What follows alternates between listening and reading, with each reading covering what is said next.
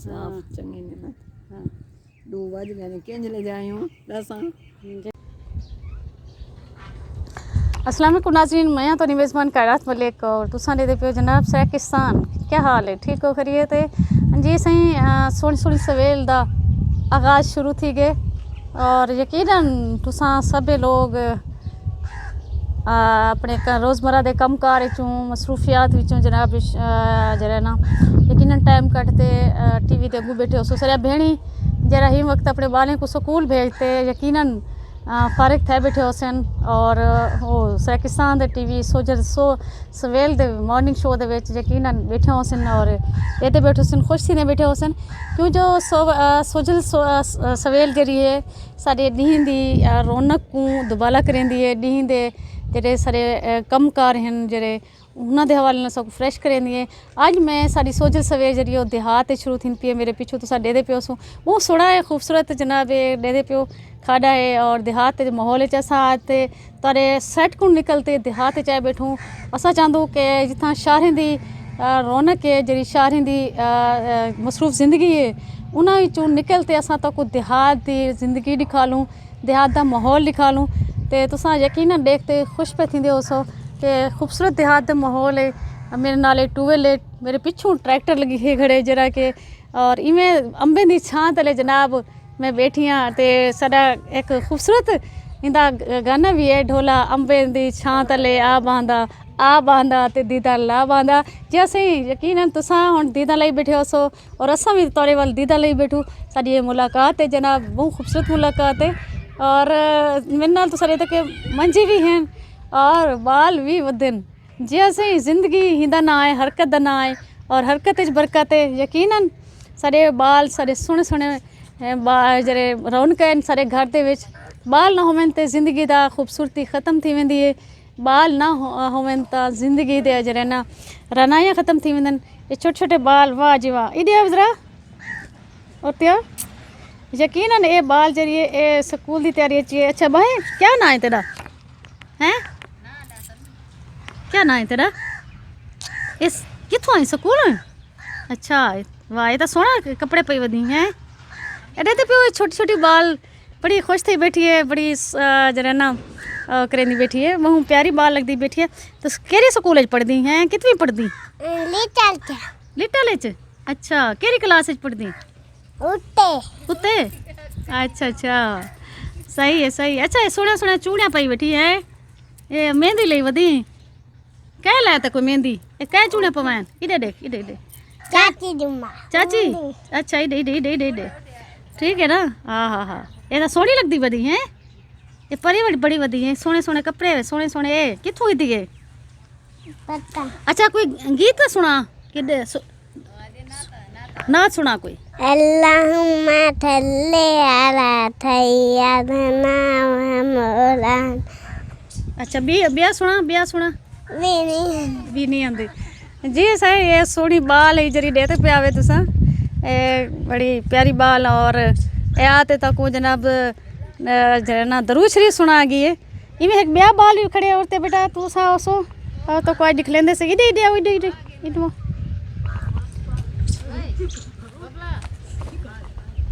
हाँ ये मास्क जैसे ही कोरोना वायरस है कोरोना वायरस की वजह को जनाब मास्क यूज़ करना चाहिए और क्योंकि सारी ज़िंदगी वास्ते सारी ज़िंदगी वास्ते सारे जरे नस्ल हैं सारे ख़ानदान हैं सारे प्यारे हैं सारे हिफाजत वास्ते बेहतर है। अच्छा बेटा क्या ना है थोड़ा? मोहम्मद। क्या सुने से तू नात आंदी है? अच्छा कोई मिली रगमान दे नज़म नहीं आंदा क्यों नहीं आंदा? अच्छा ऐसे बाल शर्मावन पै गए यकीनन तो ये बाल जो हैं सारे मुस्तकबिल सारा सरमाया हैं और इन्होंने बालें नाल पाकिस्तान का मुस्तकबिल रोशन है जनाब यकीनन ये बाल जिमें मास्क ले वधे तो सारा फर्ज बनता है कि जिथा जिथा असा मौजूद है घर के से या घर को बाहर निकलते से तो मास्क जरूर लाऊं मास्क के अलावा यह कि जरा करोना वबा की एक सूरत हाल बड़ी खड़ी है सारे पाकिस्तान के हुकड़ों असा महफूज रह सकूँ तो इवें ही जनाब सारे प्यारे भी महफूज रह सकते हैं तो सख्ती नाल SOPs ते अमल किया वने ਜਿਹੜਾ ਫਾਸਲਾ ਰਸਾਇਆ ਗਿਆ 6 ਫੁੱਟ ਦੇ ਫਾਸਲੇ ਤੇ ਰਹਿਣਾ ਚਾਹੀਦਾ ਹੈ ਔਰ ਨਾਲ ਦੇ ਨਾਲ ਆਪਣੇ ਆਪ ਦੀ ਹਿਫਾਜ਼ਤ ਵੀ ਕਰਨੀ ਚਾਹੀਦੀ ਹੈ, ਮਾਸਕ ਜ਼ਰੂਰ ਲਾਉਣਾ ਚਾਹੀਦਾ ਹੈ। ਤੇ ਸਾਰੇ ਜਿਹੜੇ ਬਾਲ ਹਨ ਸਾਰੇ ਕਮਜ਼ੋਰ ਬਾਲ ਹਨ ਜਾਂ ਸਾਰੇ ਬਜ਼ੁਰਗ ਹਨ ਉਹ ਯਕੀਨਨ ਹੀ ਵਬਾ ਦੀ ਜ਼ਿਆਦਾ ਇਹਦੇ 'ਚ ਆ ਸਕਦੇ ਨੇ, ਵਬਾ ਦਾ ਸ਼ਿਕਾਰ ਥੀ ਸਕਦੇ ਨੇ। ਤੇ ਜਨਾਬ ਦਿਹਾਤ ਦਾ ਖੂਬਸੂਰਤ ਮਾਹੌਲ ਤੇ ਮਾਹੌਲ ਦੇ ਵਿੱਚ ਅੰਬਿਆਂ ਦੀ ਛਾਂ ਹੈ, ਛਾਂ ਤਲੇ ਮੈਂ ਬੈਠੀ ਹਾਂ ਔਰ ਛੋਟੇ ਛੋਟੇ ਅੰਬਲੀਆਂ ਵੀ ਲੱਗੀਆਂ ਪੈਣ। ਬੜਾ ਮੇਰਾ ਦਿਲ ਆਉਂਦਾ ਪਿਆ, ਮੇਰੇ ਮੂੰਹ ਦੇ ਵਿੱਚ ਪਾਣੀ ਆਉਂਦਾ ਪਿਆ ਕਿ ਮੈਂ ਇਹ ਅੰਬਲੀਆਂ ਖਾਵਾਂ, ਲੇਕਿਨ ਕੱਚੀ ਅੰਬਲੀਆਂ ਹਾਲੀ ਬਹੁਤ ਛੋਟੇ ਛੋਟੇ ਹਨ, ਜਾਣੇ ਵੱਡੀਆਂ थी सन तो यकीनन वला है का इतना प्रोम करे सूं। और ये अंबलियां जेह्ड़े छोटे आंदे न अंधारें दे विच त्रोटते आंदे न ते मार्केट च आवेंदे न। मार्केट च आवन दे नाल एह् कि वला लोग जेह्ड़े न कच्चियां अंबलियां जेह्ड़े न खाद्या वेंदे न, नमक ला ते मिर्चा ला ते बड़ा टेस्टी होंदे न, बड़ा मज़ेदार होंदे न। चटनी भी कुट्टी वेंदी है। जनाब एक भी बाल आ गया है, अच्छा भी वाह जी वाह। ये देखो बाल बड़े खतरनाक तरीके नाल ए बो इथे बैठ। क्या नाम है बेटा तेरा? नेहा फातिमा। नेहा फातिमा क्या पढ़ती रहती है? कितनी पढ़ती है? प्रेप च पढ़ती पी है। क्या सुने से? कोई नज़म आंदी है? हैं गीत नगमा मिली नगमा तराना नाच सुना? अच्छा नाच सुना, नाच सुना। नहीं आंदी। क्या आंदी है? क्या आंदी है? कैसा नहीं आंदी? गीत आंदे जरा शादियां ते शादी थींदी है जिवें भला कोई गीत शीत आंदे कि डोड़ा कोई गाना शाना हैं आंदा था उसी? क्या नहीं आंदा? क्यों नहीं आंदा? है मेरे को लगता है तो कंदा है, तो सुने दी नहीं पई क्या ना यहाँ ते ए मार्क्स ले दी। अच्छा क्या आके मार्क्स ला? स्कूल में तो सारा दिमाग स्कूल दे सारा दिन मार्क्स लाया करो, अच्छी गाल है ना, मार्क्स लाना चंगी गाल है ना। क्या मार्क्स कित करूँ लमींदे असा कित करूँ लैंदो मार्क्स? कोरोना करूँ, कोरोना दी हिफाजत करूँ, ठीक है ना। हाँ बेहतर चंगी बाल है तो ता ठीक है। कोई याद है तो कुछ सुना दे कहना। चलो ठीक है जी सही। ये बाल हैं जनाब दे दे पियो स्कूल दे जनाब बाल छुट्टी थी है और स्कूल दे बाल जरे ना आ गए न। और ये सारे मुस्तकबिल हैं, सारे शाह मुल्क दा फ्यूचर है। जी हाँ स्कूल दे बाल हैं जनाब जिवें तो दसन पिया ये जनाब तैयारी करते वेंदे पेन स्कूल और वारी वारी ते इत्थां लंघदे पैन ते असां के चलो तुहाडे नाल भी उन्हां दी गाल मुहाड़ करा दियूं। ते यकीनन अपने बालें को स्कूल भेजा करो और छुट्टियां ना कराया करो बालें को। जन बाल छुट्टियां दा आदि थी वेंदे तां पिछे कोई ना कोई बहाने करेंदे। माँ भी क्योंकि नरम दिल होंदी है, प्यू भी आदन चलो अज दा जाड़ा छोड़ियो अज भी सभई स्कूल वेसी इवें बालें दी आदत बढ़ वेंदी है, वाल अगू बाल पढ़दे नहीं। अच्छा दूजी गाल है कि सारे बाल जेह्ड़े हन शहरें दे विच एह् होंदा कि बालें वास्ते ना माँ प्यो ट्यूशन दा इंतजाम कीती पिया होंदा या माँ प्यो खुद पढ़िया लिखा होंदा तां जिवें बाल स्कूल वलदे न उ'नें ते किताबां खोलते उ'नें को होमवर्क करवेंदे न। लेकिन सारे देहात दियां जेह्ड़ियां सारियां मैरियां न ओह् पढ़िया लिखिया नहीं होंदियां ते जिंद वजह कोनों स्कूल जरा कुछ बाल पढ़न देन घर च आते बस्ता एक पासे साढ़े थन ते खेडण पै वेंदे न।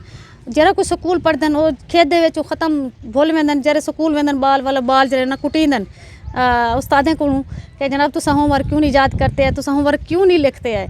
तो मेरी गुजारिश उसी उन्हें मैरी को जरिया सारे देहात दियां मैरियां वो भी थोड़ा बहुत पढ़न लिखन जरूर सीखन। कहीं ना कहीं घर दे उन्हें दी बाल जी पढ़ी हुई उसी यकीनन उन्हें को जरूर लिखन पढ़न और ताकि अपने बाल को आते उनका होमवर्क चेक करें और कि वाकई बाल स्कूलों क्या पढ़ा है क्या लिखे उनको सुनन समझन और बहते उनका होमवर्क करवावें उनको सबक सीखें।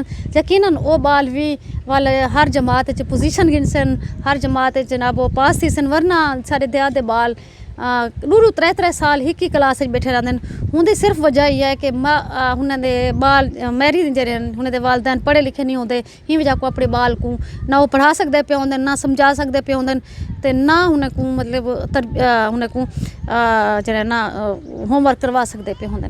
तो ये लाजमी हैं तो सारे बाल चाहे वो देहात देन तो भावें शहर दे माशाअल्लाह बड़े जेह्ड़े ना ज़हीन बाल हैं और उन्हें अंदर बड़ा जज्बा होंदा अगू वधण दा और बड़े एक्टिव बाल होंदे न। सिर्फ गाल है कच्ची मिट्टी है, जिवें कच्ची मिट्टी को जेरी शक्ल साडे सूं बाल उवें थी सन। तो यकीनन हर माँ प्यो की ख्वाहिश होंदी है सारे बाल पढ़ लिख के कामयाब इंसान बड़े। तो यकीनन इंशाअल्लाह सारियां मेहनतां सारियां दुआएं जेह्ड़े बालें दे नाल न कि इंशाअल्लाह बाल कामयाब थी सन।